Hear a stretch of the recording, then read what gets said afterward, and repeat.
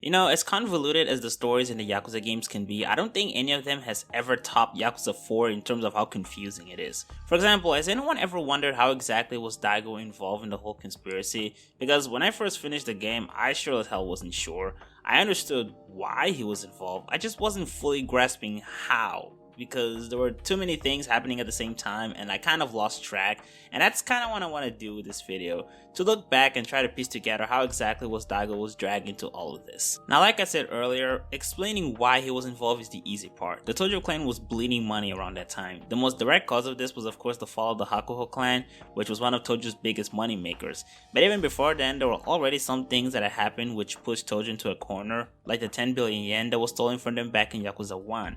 And given how Daigo was still a young and recently appointed chairman of the Tojo clan, it's safe to say that in that moment he panicked and got involved in the web of conspiracies. But this is where things get a little bit tricky, because how Daigo got involved highly depends on when you believe he made a deal with Munakata, the deputy commissioner of the Tokyo Metropolitan Police Department. To explain why, we need to break down Katsuragi's plan throughout the game. At the beginning of the story, a Yakuza named Arai, who was associated with the Tojo clan, killed a member of the Ueno Sewa clan, which ended up creating tension between both clans. This was actually all coerced. Arai and Katsuragi, who was the captain of the Ueno Sewa clan, knew each other and were working together to force the Tojo clan into caving to their demands, since they were now responsible for the murder, which ruptured their diplomatic relationship. All while this was happening, Katsuragi and Shibata were keeping Arai in some hidden place, making it difficult for Tojo to find them, and therefore cornering the Tojo clan into giving them control of the Kamurocho Hills if they couldn't put a hit on Arai. Now, while all of this was happening, Katsuragi was scheming something else completely. He manipulated Yasuko into killing members of the Shibata family, and as an exchange, he would testify to the police that Sajima was actually innocent. At the time, Yasuko was desperate to get his brother out of jail since he was on death row, so Katsuragi took advantage of this to make her assassinate people who had information about the massacre of 85 without him getting his hands dirty. Now, even though Arai was in on this plan, Shibata wasn't, which is how he ended up getting shot in order to reduce witnesses of the massacre, since he was heavily involved in the whole scheme. Now, this is where I believe Daigo got mixed into the whole situation. What I believe likely happened is Munakata took advantage of the situation, which might have even been one that he was staging from the start, in order to offer a new deal to Daigo. He convinced him to join forces and offered to help plan a scheme to kill Katsuragi, which was something he could very easily set up since Arai was actually secretly working for Munakata all this time, so that they could easily set up a trap against him. Daigo was in a position where he was being pressured by the Ueno Sewa clan, so he agreed to this deal at the cost of arresting Majima. Now, while or after this deal was made, Daigo came up with a side plan. He used Kiro to come up with a plan with Arai in which he would use his connection with the police to convince the DA to do an investigation on the Sky Finance office under the suspicion of coercion. They would then use the opportunity to steal money from Akiyama, which is something that Kiro would be able to know where to find given how he's been there and can better track the vault. The money would then get transferred to Kiro, and he would even pretend that he would later invest in Munakata's cause.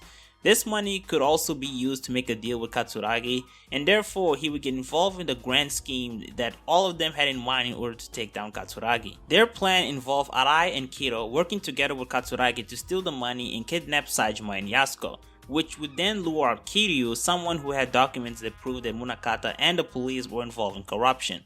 Katsuragi would then use this document to blackmail Munakata into doing favors to him and balancing out the relationship, since all of these years Munakata took advantage of both Sugiyuchi and Katsuragi by using the massacre of 85 as a way to blackmail them. This particular plan worked out fine, and the final nail in the coffin would be Kiro killing Katsuragi and keeping the 100 billion to himself. However, along the way, two unpredicted events happened. For one, Katsuragi was secretly wearing body armor which kept him from passing away, and this eventually resulted in him shooting Yasuko, which was not a part of the plan because their goal was for Sajima and Yasuko to end up safe and sound after Kiryu gave him the documents, and after that neither of them would have any reason to get involved in this mess again. But Yasuko dying meant that both Kiryu and Sajima would continue to budge in, further muddying the situation. Also, on a side note, I've actually seen some people ask why Katsuragi missed those shots right before he was killed. That was actually because he was immobilized. I am aware that he was wearing a body vest, but getting shot even with that kind of protection can still be fatal. And if you revisit the scenes again, you will quickly tell that the dude could barely even stand up, so that's why his aim was compromised. Also, he started panicking, which I don't think helped him. Anyway, the second thing Daigo in specific did not predict was Arai finding out that Kiro was actually working for him.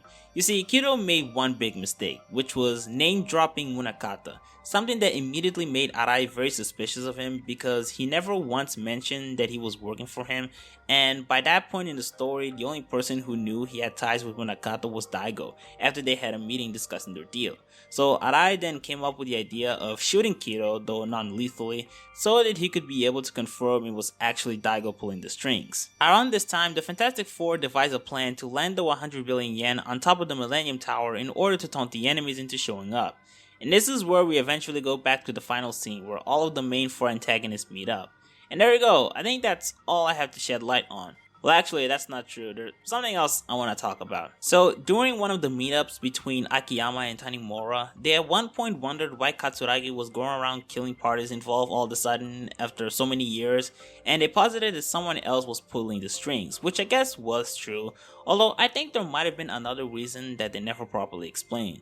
So, this game takes place in 2010, 25 years after the Uenosewa clan massacre. Now, this was eventually changed, but back when this game was released, the statute of limitation in Japan was 25 years, meaning that someone like Katsuragi could have publicly confessed to killing the 18 men back in 1985, but he still wouldn't get arrested because by that point, the police would have no legal authority to convict him for that crime.